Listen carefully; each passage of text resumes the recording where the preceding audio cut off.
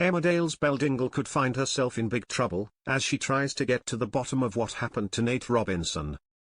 Viewers know that Nate was killed by John Sugden months back and his body submerged in the lake. The limousine crash on Valentine's Day revealed that a body was lying under the water, with it soon being revealed that it was Nate who had died and had been killed, but how he died remained a mystery. That was until we learned that Nate had been killed by John. He had tried to save him but in the end gave him too much of the medication and Nate died, with John throwing his body in the lake. Speaking about the reaction to his scenes, Oliver Farnworth, who plays John, said, "I think initially the good thing from my point of view was having Victoria there as an anchor point and then the relationship with Erin, because they're really well-established characters that everyone loves. It was a gift in terms of being able to come in and play scenes with them. I enjoyed the development of both of those two relationships. More and more as things have been revealed I get people crossing the street.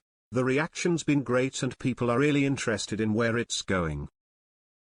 Oliver also insisted there would be an endpoint to the storyline. From the point where I auditioned for the part and came for the screen test, not a huge amount. "I knew the length of the initial contract," he said when asked if he knew what the character was hiding, he said.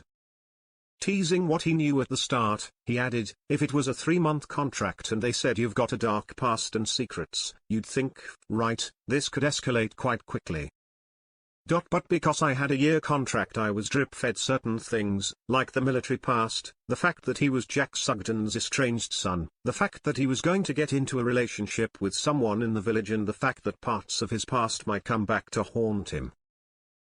Tonight, Belle decided she needed to find answers as she grew suspicious and went to look for Nate, but will she be okay if John learns she's suspicious about what happened, and is she John's next victim?